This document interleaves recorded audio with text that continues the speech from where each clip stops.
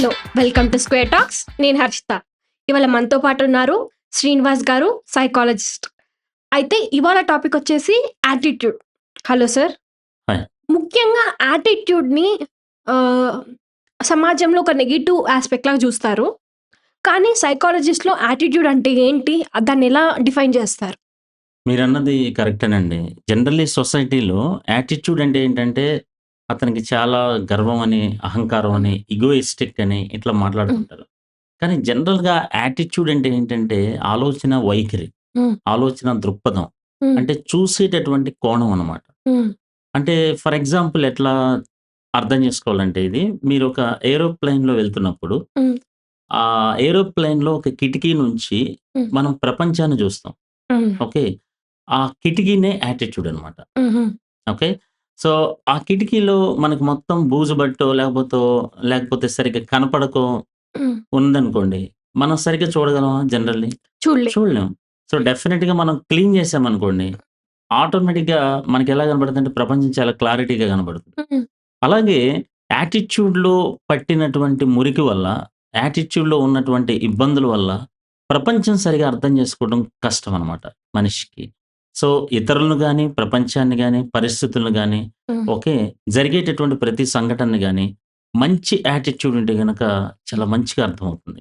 అదే గనక కొంచెం నెగెటివ్ యాటిట్యూడ్ ఉంటే గనక కొంచెం నెగెటివ్‌గా అర్థమవుతుందనమాట. సో, అది యాక్చువల్‌గా యాటిట్యూడ్ యొక్క మీనింగ్. హ్మ్. Okay sir. ఇప్పటిదాకా మీరన్నారు. మంచి యాటిట్యూడ్ కనుక ఉంటే మనం త్వరగా అభివృద్ధి చెందుతాం. లేకపోతే మనకి నష్టపోకుండా ఉంటామని. అలాగే నెగెటివ్ యాటిట్యూడ్ ఉంటే మనం కొంచెం ఇబ్బందులు పడతాం. ఎదుటి వాళ్ళని అర్థం చేసుకోవడానికి గానీ, లేకపోతే సమాజాన్ని గానీ, పరిస్థితులను గానీ, వాళ్ళని గూడా గానీ, తన సొంత మనసుని గానీ అయితే ఈ యాటిట్యూడ్ అనేది ఎలా డెవలప్ అవుతది? సో, యాటిట్యూడ్ ఫార్మేషన్‌కి మామూలుగా సైకాలజీలో ఏబీసీ కాంపోనెంట్స్ అని ఉంటాయన్నమాట. హ్మ్. సో, ఏ అంటే ఎఫెక్టివ్ కాంపోనెంట్, బి అంటే బిహేవియరల్, సి అంటే కాగ్నిటివ్ కాంపోనెంట్ అని ఉంటుంది. ఓకే. సో, ఎఫెక్టివ్ కాంపోనెంట్ ఏంటంటే ఫీలింగ్ స్టేజ్ అనమాట. ఫీలింగ్ గాని, ఎమోషన్ గాని. హ్మ్. ఓకే. ఎగ్జాంపుల్ తోటి చెప్తాను. హ్మ్. ఇప్పుడు ఉదాహరణకి ఒకళ్ళకి స్పైడర్ అంటే చాలా అసహ్యం. హ్మ్. చాలా భయం. అది బొద్దింక తీసుకోవచ్చు, లేపోతే బల్లి గాని, స్పైడర్ గాని ఏదన్నా అదంటే ఒక రకమైన అసహ్యం.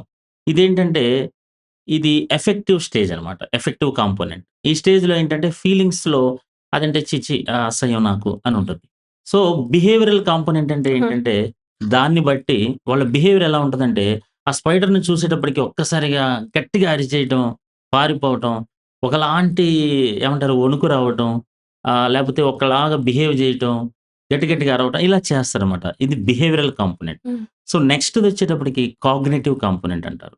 హ్మ్. కాగ్నిటివ్ కాంపోనెంట్ అంటే ఇదేంటంటే బిలీఫ్ స్టేజ్ అనమాట. హ్మ్. బిలీఫ్ అంటే నమ్ముతారు. హ్మ్. ఏం నమ్ముతారు అంటే ఆహ్, హార్మ్ చేస్తది స్పైడరు. హ్మ్. స్పైడర్ వల్ల మనకేదో హాని జరుగుతుంది. హ్మ్. స్పైడర్ గనక పాకితే మనకేదో ఇబ్బందవుతుంది. హెల్త్ హ్మ్. పాడవుతుంది. హ్మ్. భవిష్యత్తు పాడవుతుంది.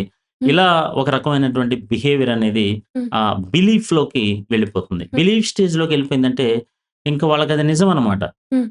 ఆ బిలీఫ్ వాళ్ళకి రాంగ్ బిలీఫ్ అనమాట అది హ్మ్. యాక్చువల్‌గా. సో, వాళ్ళకది తెలీదు. వాళ్ళేమనుకుంటారంటే అది నిజమే. దీనివల్ల నాకు హాని జరుగుతుంది. ఫర్ ఎగ్జాంపుల్ మీరు స్పైడర్ బదులు ఒక మతాన్ని పెట్టారనుకోండి.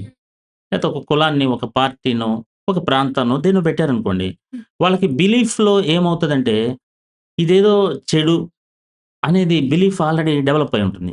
దాన్ని బట్టి వాళ్ళకి ఫీలింగ్ స్టేజ్ ఉంటుంది. ఫీలింగ్ స్టేజ్‌లో వాళ్ళు అసహ్యంగా ఫీల్ అవుతారు. చిరాకుగా ఫీల్ అవుతారు.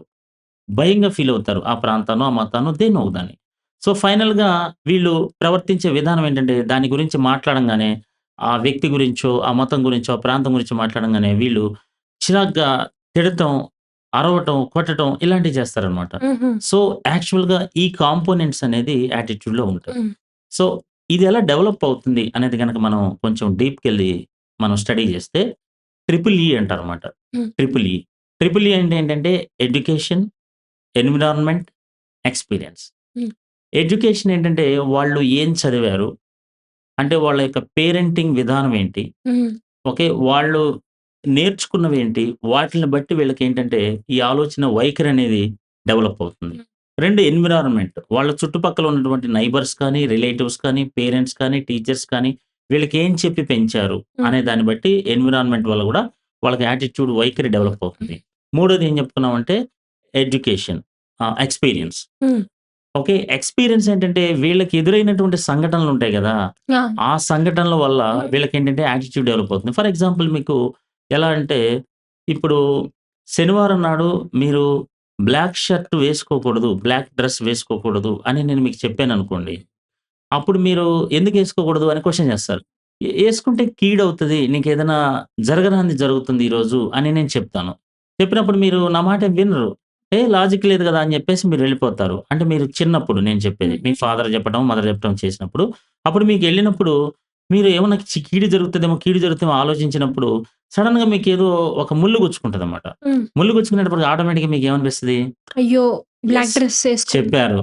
పెద్దోళ్ళు చెప్పారు. మనం వినలేకపోయాము. నిజమే అని జెప్పి అనుకుంటది. అయినా గాని మీరు నెక్స్ట్ టైము ఏదో అప్పట్లో ఏదో జరిగుంటదిలే యాక్సిడెంటల్‌గా అని జెప్పి మళ్ళీ యేసుకెళ్తారు. మళ్ళీ యేసుకెళ్ళినప్పుడు మీరు ఎగ్జామ్ రిజల్ట్ ఏదో వచ్చి మీరు ఫెయిల్ అయ్యారని చెప్పటమో, లేపోతే ఏదో ఒకటి మీకు అవమానం జరగటమో, వేరే వాళ్ళెవరైనా తిట్టటమో, మీరు దాన్ని బట్టి ఏడవటమో జరిగినప్పుడు యెస్.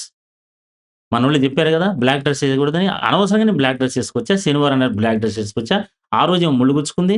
ఈరోజేమో అవమానం. అవమానం జరిగింది. అంటే డెఫినైట్‌లీ ఇది ఆహ్, తప్పే అని జెప్పేసి మనకి డెవలప్ అయిపోద్దనమాట. అలా డెవలప్ అయిపోయినటువంటి ఎక్స్‌పీరియన్స్ తోటి అది మనకి నిజమైపోద్ది. హ్మ్. కానీ అది యాక్చువల్ నిజమేనా? కాదు. కాదు.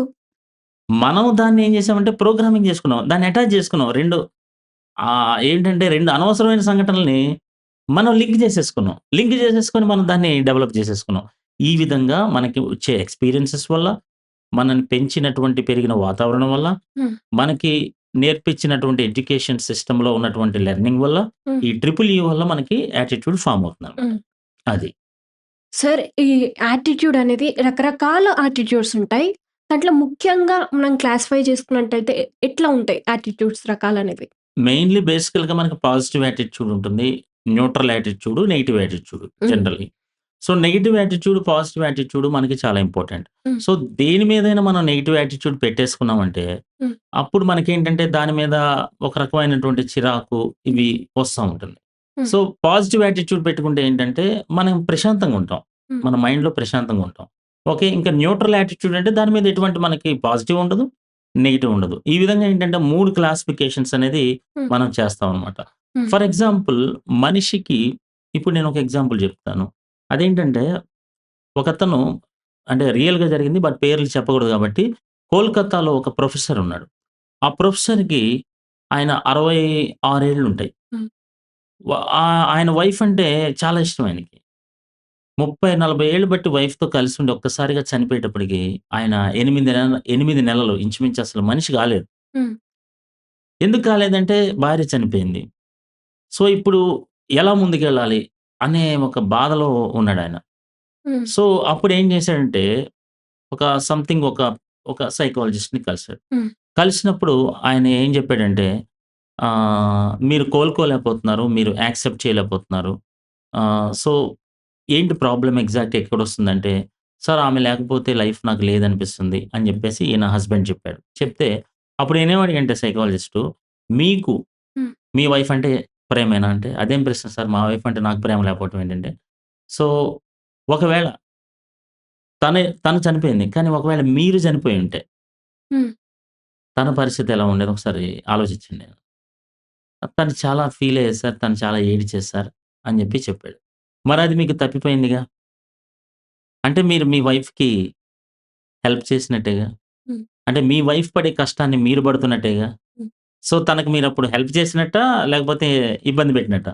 హెల్ప్ చేసినట్టే. సో, అలా మీనింగ్ అనేది డిఫరెంట్ ఇవ్వటం అన్నమాట ఇక్కడ. అంటే యాటిట్యూడ్ చేంజ్ అనేది జరుగుతుంది మనిషికి. హ్మ్. అంటే మనం ఇంటర్ప్రిటేషన్ చేయటం ద్వారా, మనం డిఫరెంట్ మీనింగ్ ఇవ్వటం ద్వారా ఒక మనిషి యొక్క యాటిట్యూడ్‌ని కూడా చేంజ్ చేయొచ్చు. దీన్నే మనం రీఫ్రేమింగ్ అని కూడా మనం మాట్లాడొచ్చు. అంటే డిఫరెంట్ మీనింగ్ ఇస్తే గనక డిఫరెంట్ బిహేవియర్ అనేది మనిషిలో ఎక్స్‌పెక్ట్ చేయొచ్చు. ఎప్పుడైతే ఆ మాట హస్బెండ్ ఇన్నాడో, రియల్లీ నేనసలు ఆలోచించలేదు సార్ ఇలాగా. నా భార్య పడేటటువంటి కష్టాన్ని నేను తీసుకున్నాను. It's a really wonderful thought sir చెప్పారు మీరు. Now I feel okay sir. నేను రికవర్ అయ్యాను అని చెప్పాడనమాట.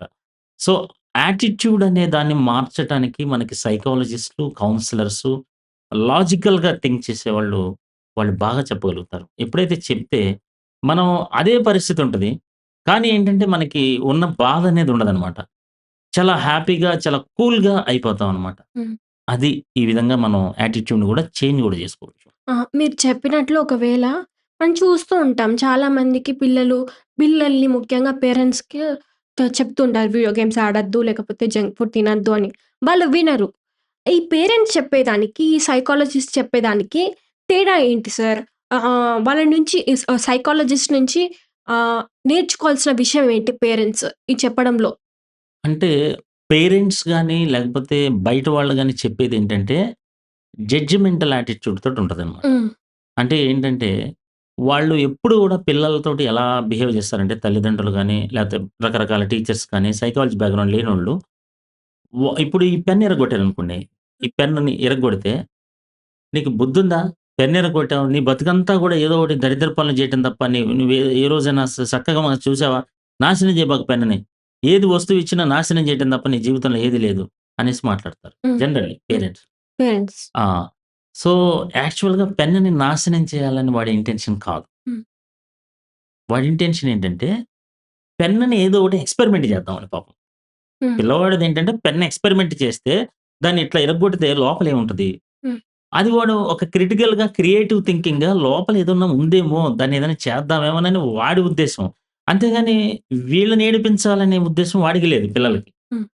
కానీ మనమేమనుకుంటాం? ప్రతీదీ నాశనం చేస్తావు. మొన్న ఆ మధ్యన ఎవరిదో కొత్తది తీసుకొస్తే అది పగలగొట్టావు. మళ్ళీ ఇప్పుడు ఇది నాశనం చేస్తావా? ఇచ్చేయి, ఇచ్చేయి అని చెప్పి లాక్కుంటారు. మరి ఈ విధంగా చెప్తే పిల్లోడు ఎలా వింటాడు? బిహేవియర్‌ని మనం కామెంట్ చేయాలి గానీ, పిల్లోడి వ్యక్తిత్వాన్ని మనం తప్పుగా మాట్లాడకూడదు గదా! హ్మ్. బిహేవియర్‌ని మనం విమర్శించొచ్చు. ఆ హ్మ్. పెన్ను చెడగొట్టడం తప్పు అనే దాన్ని మాట్లాడొచ్చు కానీ, నువ్వే అలా చేశావు. నువ్వెప్పుడూ నీచంగా చేస్తావు. నువ్వు ఏ పని సరిగ్గా చేయవు. నువ్వన్నీ పగలగొడతావు, పాడు చేస్తావు. నువ్వు పాడు వ్యక్తివి అన్నట్టుగా ఎళ్ళిపోతున్నారు. హ్మ్. కానీ సైకాలజిస్ట్ గాని, కౌన్సిలర్ గాని ఏంటంటే, అక్కడ తను చేసిన బిహేవియర్ ఈస్ డిఫరెంట్. తన వ్యక్తి ఈస్ డిఫరెంట్. తనెందుకు చేశాడు అనే లాజిక్‌ని క్లియర్‌గా ఎక్స్‌ప్లెయిన్ చేస్తాడు. ఎప్పుడైతే తల్లిదండ్రులకి ప్లస్ సెపరేట్‌గా ఈ బాబుకి ఇలా చెప్పినప్పుడు ఏంటంటే, కొంచెం వాళ్ళిద్దరి మధ్య సౌహృద్భావ వాతావరణం ఏర్పడుతుంది. 2 లాంగ్వేజ్ ఎలా యూజ్ చేయాలనే కమ్యూనికేషన్ గూడా మనం హ్మ్. చెప్తాం అనమాట. అది విత్ డిఫరెంట్ ఎగ్జాంపుల్స్ తోటి, కొంచెం అట్రాక్టివ్ ప్రెజెంటేషన్ తోటి, కొంచెం సైంటిఫికల్ ఎవిడెన్స్ తోటి, కాస్త రియలిస్టిక్‌గా మనం ఎక్స్‌ప్లెయిన్ చేస్తాం అనమాట. సో, అలా ఎక్స్‌ప్లెయిన్ చేసినప్పుడు వాళ్ళ యొక్క యాటిట్యూడ్ చేంజ్ చేస్తాం. Thank you sir. ఇంత చక్కని ఇన్ఫర్మేషన్ మాకిచ్చినందుకు. ముఖ్యంగా యాటిట్యూడ్ చేంజ్ అనేది అందరికీ అవసరం. ఎందుకంటే ఫ్యూచర్‌లో లాంగ్ టర్మ్‌లో ఆ యాటిట్యూడ్ అలాగే ఉంటే మనతో పాటు మన చుట్టుపక్కల ఉన్న వాళ్ళు కూడా ఇబ్బంది పడుతూ ఉంటారు. సో, మనకు కష్టమైన వాటిలో మనకి నష్టపరుస్తున్న అలవాట్లు గానీ, లేకపోతే ఆలోచనలు గానీ, అవి యాటిట్యూడ్ చేంజ్ అవ్వాల్సిందే. దాని కోసం అవసరమైతే సైకాలజిస్ట్‌ని, కౌన్సిలర్‌ని కలిసి మార్చుకోగలిగితే మన జీవితం అనేది సాగిపోతూ ఉంటుంది. Thank you for watching. Next వీడియోలో మళ్ళీ కలుద్దాం.